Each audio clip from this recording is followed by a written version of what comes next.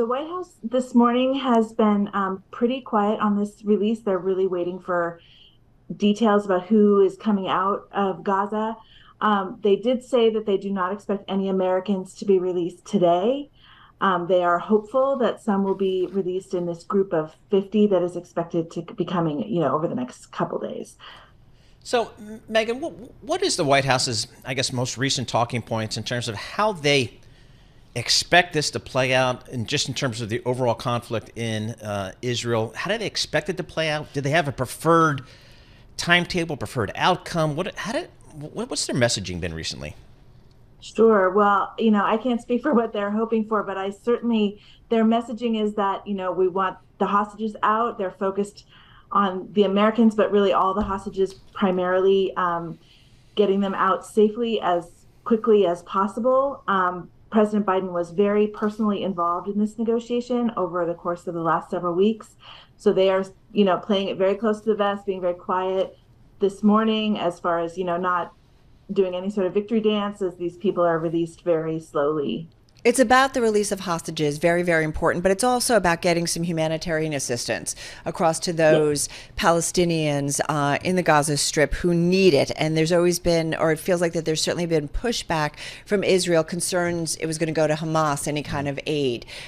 Where are we on that? Because the president has talked specifically that this entire deal, everything has to be implemented. Right. It's a very, very delicate situation that they're going through, enduring right now.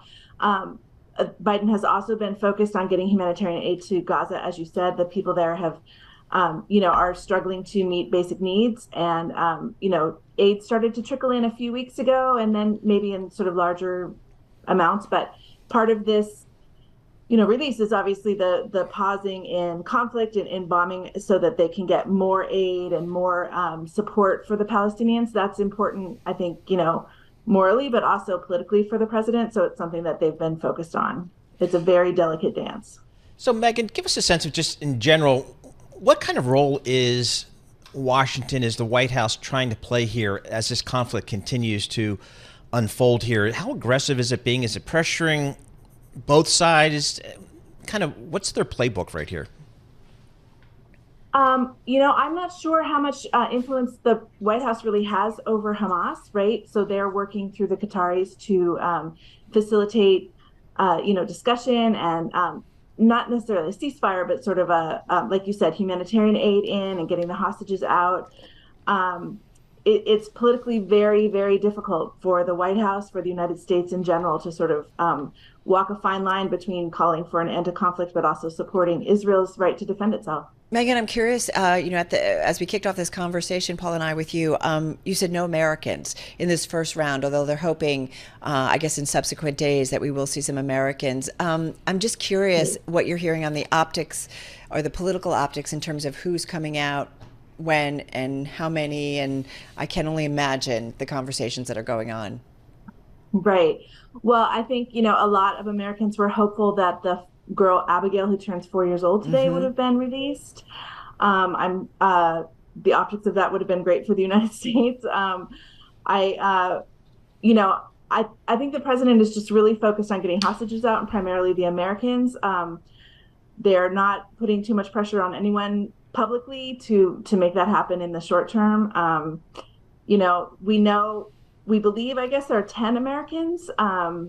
Abigail, the young girl, and 2 women, and then, a few men. So I don't know that they're expecting that those men, for example, would be released anytime soon. All right, Megan, any sense, just real quick, next steps here? Is it just more hostages? Because we're seeing video of this initial group of 24 coming out now. Right. So I think that it's, I'm sorry, the Qataris had reported that some Palestinians had been released in exchange for this today already. I don't know that we have that confirmed, but we did report that Qatar said that.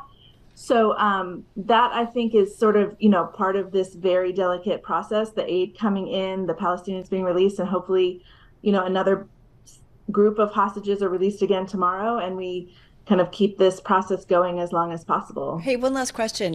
President Biden and his team, is everybody kind of on the same page when it comes to the way forward? Or I wonder if there's a lot of debate going on. You know, Paul and I were talking about a younger generation in terms of Palestine or the Palestinians versus Israel. There's some different thinking among a younger generation about I don't know whether it's right to say who may be in the right here, but it's not so black and white. Let's put it that way among a younger generation. I'm just curious what you're hearing from within the White House.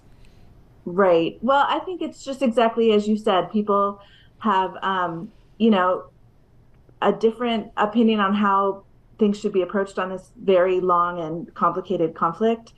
And that was sort of what I was alluding to when I said that the president is facing, political challenges as well as moral challenges for getting aid to the Palestinians in Gaza, for getting, sort of end the conflict there, but also supporting Israel. It's just a really, really difficult balancing act for the president, and that would stand within his administration as well.